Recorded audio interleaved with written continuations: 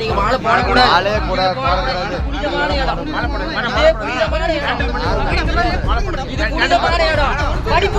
மணிப்பூர்ல எங்க மத அரசியல் பண்றது யாரும் நீங்க தெரியும் யார் மத அரசியல் பண்றாங்க. அரசியல் கட்சியால திமுக காரன் பேசுற மாதிரி பேசக்கூடாது. எனக்கு உரிமை இருக்கு.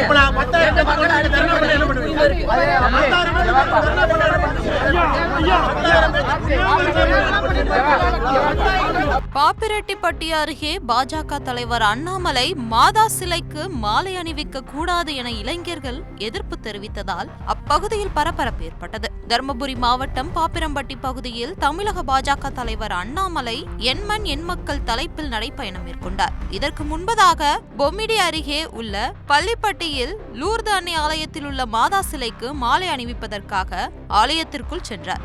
அப்போது மாதா சிலைக்கு முன்பு நின்றிருந்த சில இளைஞர்கள் மணிப்பூர் கலவரத்தின் போது பாஜக சார்பில் சிறுபான்மையினர் மக்களுக்கு எந்த ஒரு குரலும் கொடுக்கவில்லை என தெரிவித்து நீங்கள் மாலை அணிவிக்க வேண்டாம் என அங்கிருந்த இளைஞர்கள் பாஜக தலைவர் அண்ணாமலைக்கு எதிர்ப்பு தெரிவித்தனர்.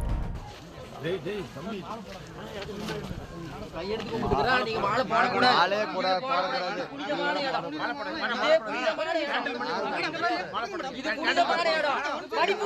மணிப்பூர்ல எங்க கிறிஸ்துவ கொண்டாங்க, எங்க தேவாலயத்துல அடிச்சாங்க.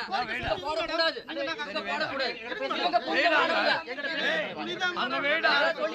புனிதமான இடம். மாலை போடக்கூடாது. ரொம்ப புனிதமான இடம். எங்க மக்களை கொண்டாங்க, இன்னும் கொண்டுட்டே இருக்காங்க. எங்க தேவாலயங்களை இடிச்சாங்க. ரொம்ப புனிதமான இடம்.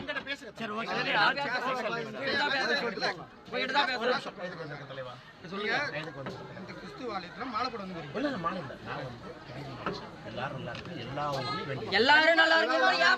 மக்களை கொண்டீங்க.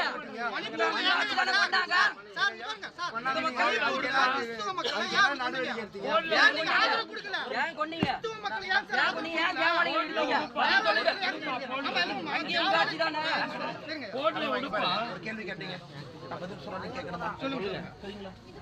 மணிப்பூர் பிரச்சனை என்ன பிரச்சனை?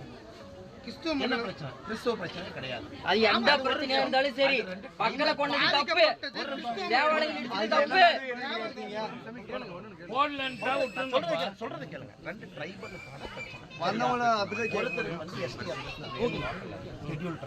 ஒருத்தருக்கு எஸ்டி அந்தஸ்து கொடுக்க கூடாது. சரியா ராஜா? ஹைகோர்ட் என்ன சொல்லுது? ஒருத்தருக்கு எஸ்டி ஸ்டேட்டஸ் கொடு. எஸ்டி ஸ்டேட்டஸ் ஆல்ரெடி இருக்கிறவங்க பழங்குடியினத்தில் இருக்கிறவங்க கொடுக்க கூடாதுன்னு சொல்றாங்க. கல்வி சண்டை, ரெண்டு இனம் சண்டை போட்டு ரெண்டு இனம் எனக்கு சண்டை போட்டு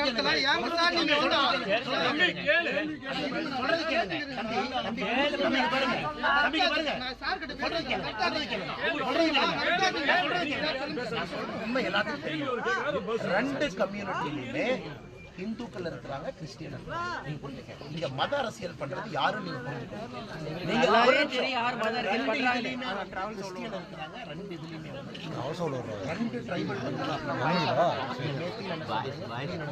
ரெண்டு ட்ரைபல் கம்யூனிட்டிலையும் நீங்க மேத்தின்னு சொல்ற கம்யூனிட்டில இந்துக்கள் இருக்காங்க, அதுலயும் கிறிஸ்டியன் இருக்காங்க. இன்னொரு ட்ரைபல் கம்யூனிட்டில இந்துக்கள் இருக்காங்க, அங்கேயும் கிறிஸ்டியன் இருக்காங்க. சண்டை நடந்தது அவங்களுக்குள்ள. எதுக்கு சண்டை? எப்படி நீ எஸ்டி அந்தஸ்து கொடுக்கலாம்? இது மாநில அரசுக்கு என்ன சம்பந்தம்? ஹைகோர்ட் ஆர்டர் எஸ்டி அந்தஸ்து கொடுக்குது. சரிங்களா? சொல்றது கேளுங்க. ஹைகோர்ட் ஆர்டர் போட்டு கொடுக்குது. சொல்றது கேளுங்க. அதுக்கப்புறம் ஆர்மி போகுது, சிஆர்பிஎஃப் எல்லாரும் போறாங்க. ஃபுல் பேராமிலிட்டரி உள்ள இருக்கு, இந்திய அரசு உள்ள இருக்கு. எல்லாரும் போய் கலவரத்தை கட்டுக்குள்ள வர்றாங்க. இது நீங்க புரிஞ்சுக்கங்க. இலங்கையில 2009 ஒரு கலவரம் நடக்குது. யாராவது நடக்குது? தமிழர்கள் ராணுவத்தில் நடக்குது. 1,60,000 சரிங்களா? அன்னைக்கு இவங்க எல்லாம் பேசிட்டு இருக்காங்கல்ல, இங்க எங்க போனாங்க? 1,60,60,000 தமிழர்கள் படிக்கும்போது ஆச்சரியம் யார் இருந்தா? இன்னைக்கு நீங்க பேசுறீங்களே, அன்னைக்கு நம்ம கோவம் எங்க போச்சு? இந்தியாவுக்குள்ள யார் என்ன பண்ணா? அன்னைக்கு யாரும் எங்க போனாங்க? நம்ம தமிழர்கள் தானே, நம்ம தமிழர்கள் தானே, அங்க இருக்கிறவங்க நம்ம ஆளு தானே. நீங்க இவ்வளவு பேசுறீங்கல்ல, அன்னைக்கு நம்ம எங்க போனோம்? ஆட்சியில் யாரு இருந்தா? அது யாரு தீர்த்தா? இன்னைக்கு அதே ஆட்களுக்கு நாம வீடு கட்டி தரோம், அங்க நாம போறோம். அதனால தயவு செய்து மதத்தை வந்து கோயிலுக்குள்ளே கொண்டு வராதீங்க, சர்ச்சுக்குள்ளே நாங்க கொண்டு வரல. நான் கொண்டு வரல. நாங்க நீங்க ரெக்கார்டிங்ல செஞ்சீங்க. யார் என்னன்னு எனக்கு சுய அறிவோட பேசிட்டு இருக்கேன் நான். கேட்டதுக்கு நான் பதில் உங்களோட பதில் நான் முன்னாடியே படிச்சிட்டேன். ஒரு நிமிஷம். நீங்க என்ன சொல்றீங்கன்றது எனக்கு நல்லாவே தெரியும். என்ன நடக்குதுன்னு தெரியும். நான் சொன்ன மத்திய அரசு அவங்களை தடுக்கவும் இல்ல. நீர் சேதத்தையும் தடுக்கல. கோயில் தடுக்கல. அரசியல் கட்சியால திமுக கார பேசுற மாதிரி பேசக்கூடாது. நான் திமுககாரனே கிடையாது. நான் திமுககாரனே கிடையாது.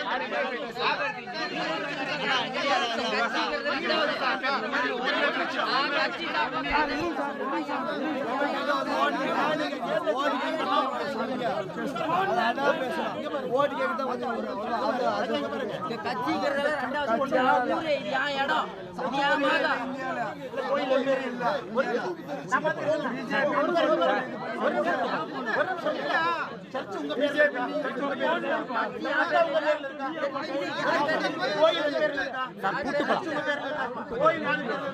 எல்லா மக்களோட உரிமை இருக்கு. உங்களுக்கு என்ன உரிமை இருக்கு? எனக்கு உரிமை இருக்கு. இப்ப நான் 10,000 மக்கள் தர்ணா பண்ண என்ன பண்ணுவீங்க? 10,000 பேர் தர்ணா பண்ண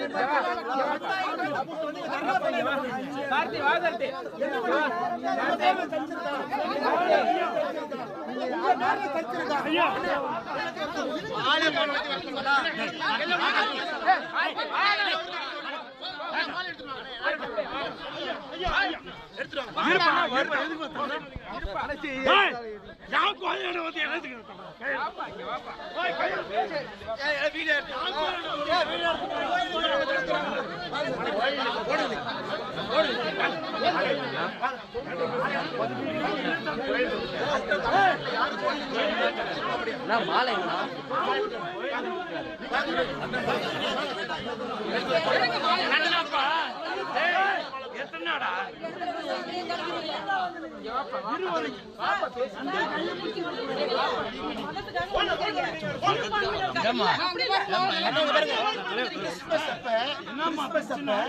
ஒரு ஃபாதரோட போய் நான் கிறிஸ்துமஸ் கொண்டாடுறேன்.